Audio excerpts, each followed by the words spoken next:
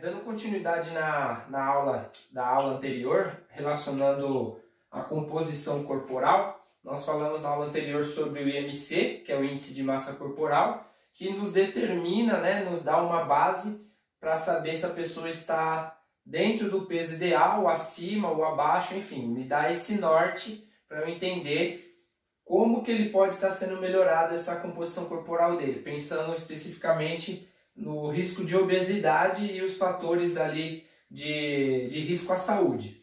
Hoje nós vamos falar sobre o RCQ. RCQ seria a relação cintura-quadril, Quanto que o meu perímetro de cintura dividido pelo meu perímetro de quadril vai me gerar uma situação de risco. Então, esse cálculo aqui, essa fórmula, que é o perímetro da cintura dividido pelo perímetro do quadril, depois eu vou ensinar para vocês como que nós podemos fazer essa medida. Quanto que esse cálculo aqui vai me proporcionar saber o risco que essa pessoa está podendo estar cometido. Risco de quê?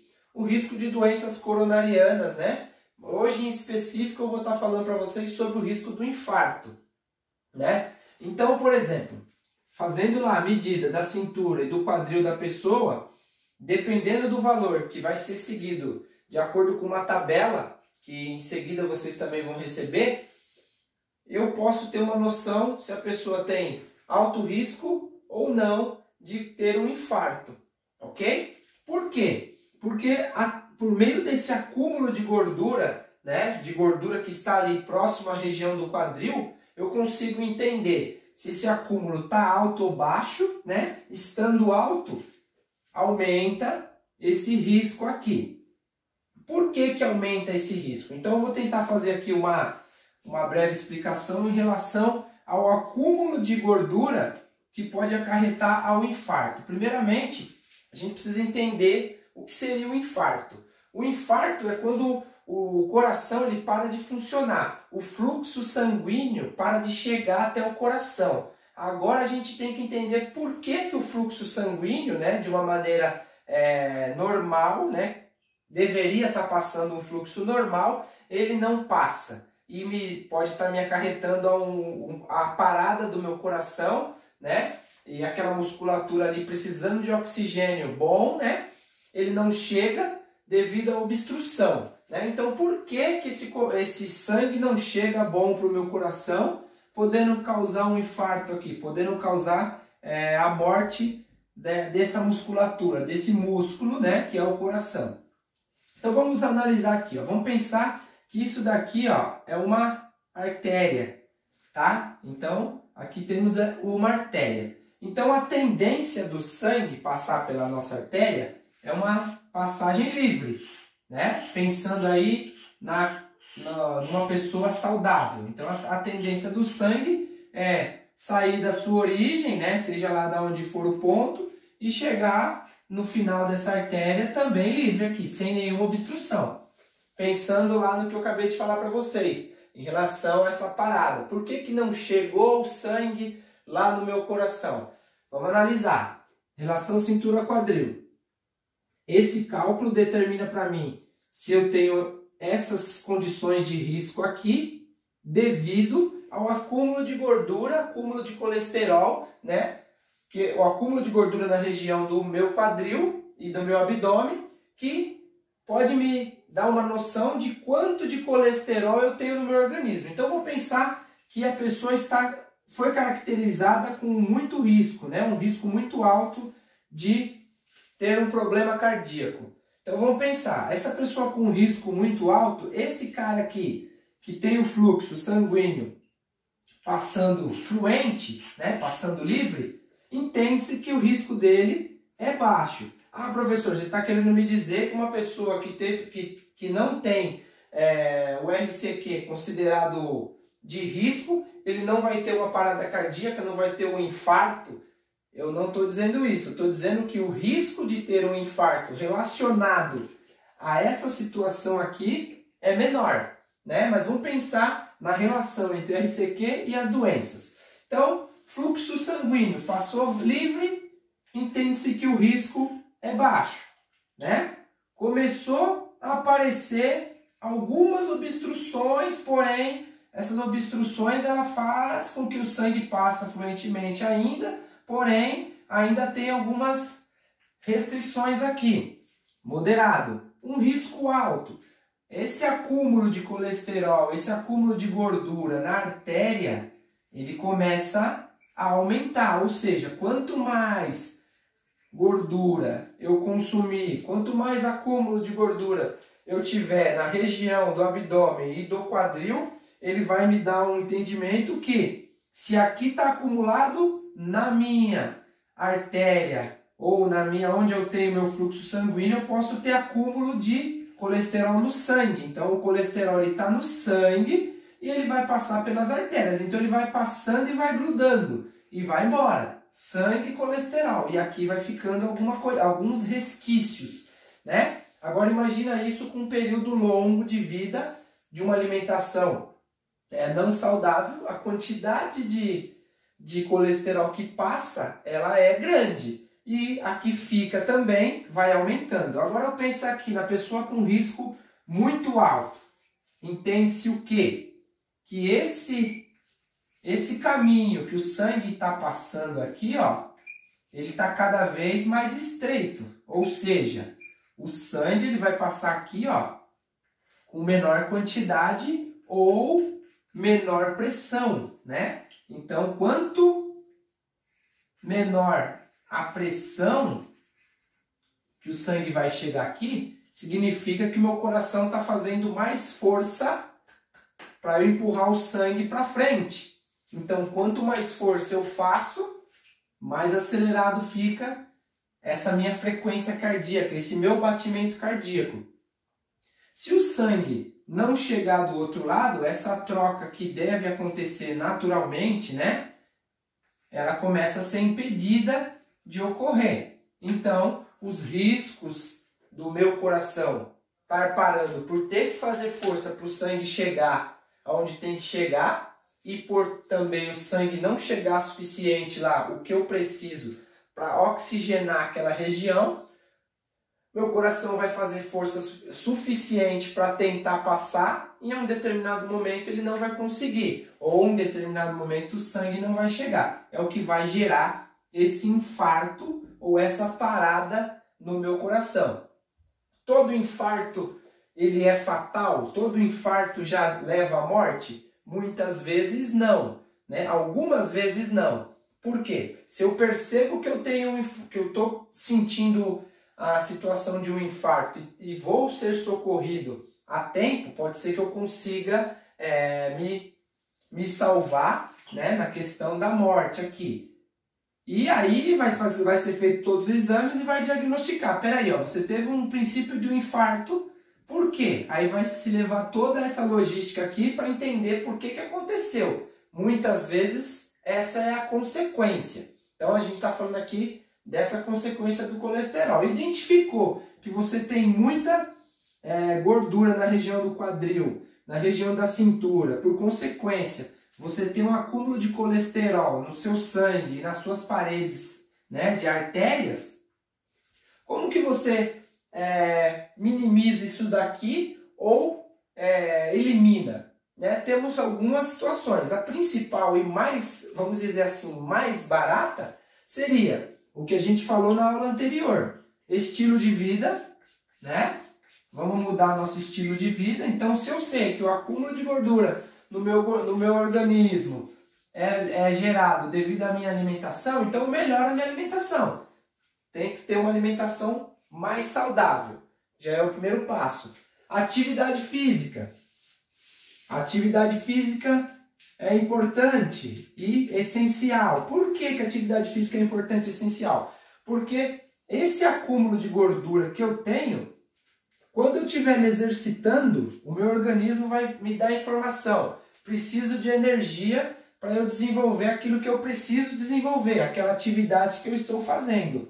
Da onde que o meu organismo vai tirar essa energia se eu estou controlando ali a minha alimentação? Ele vai tirar desse acúmulo, dessa gordura que o meu organismo tem. Então, o meu organismo, o meu sistema, ele vai trabalhar eliminando essa quantidade alta de gordura e, por consequência, o fluxo sanguíneo aqui, o meu sangue ele vai estar com menos quantidade de gordura, então a tendência desse acúmulo é menor.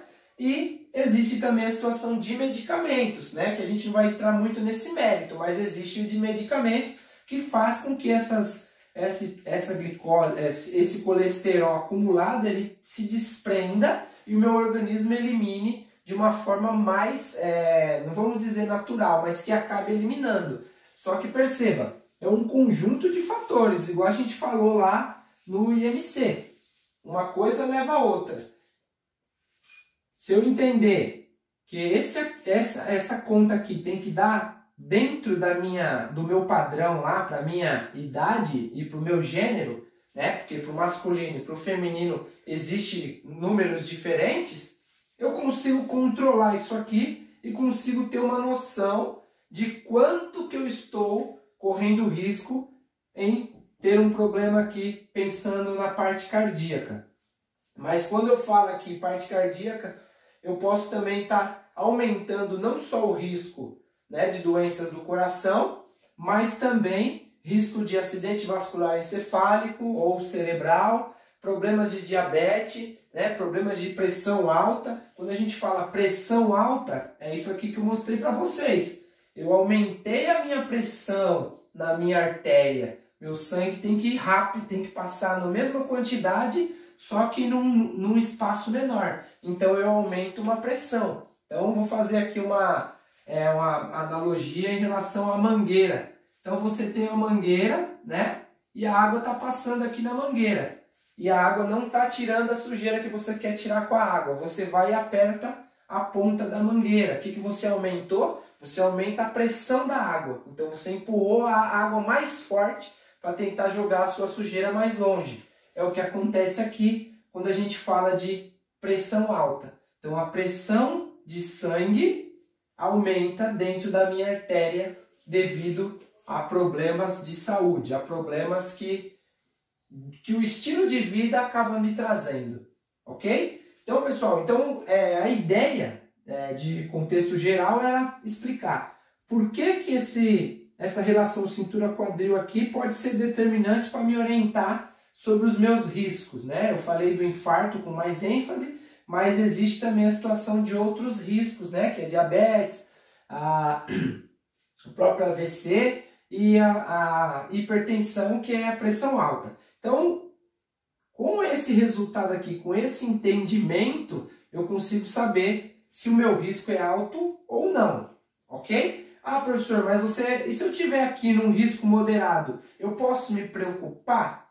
Pode se preocupar, porque o risco um dia foi baixo, hoje está moderado, amanhã pode ser alto e, por consequência, muito alto. Então, a ideia é que o risco esteja sempre aqui na questão de risco baixo. Que na sequência eu vou mostrar a tabela para vocês, vocês vão ter a tabela aí no vídeo e vocês vão entender quanto que está o de vocês com a fórmula que vocês vão fazer, né? E dos familiares de vocês. Então a ideia é que vocês façam esse cálculo aqui e entendam quanto de risco cada um aí dentro da casa de vocês, né, as pessoas que moram com vocês, estão.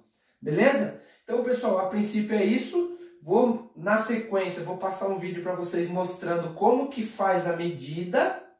Beleza? Por hora é isso aqui, pessoal. Espero que vocês consigam ter associado a questão de controle aqui no meu estilo de vida. Como que eu posso melhorar todas essas situações aqui com estilo de vida saudável e a prática de atividade física. Lembra que eu vou estar sempre tentando relacionar com a nossa prática, com o que a gente faz no dia a dia, em não ser sedentário, ok? Então, por hora é isso aí, pessoal. Espero que vocês tenham entendido e muito obrigado. Valeu!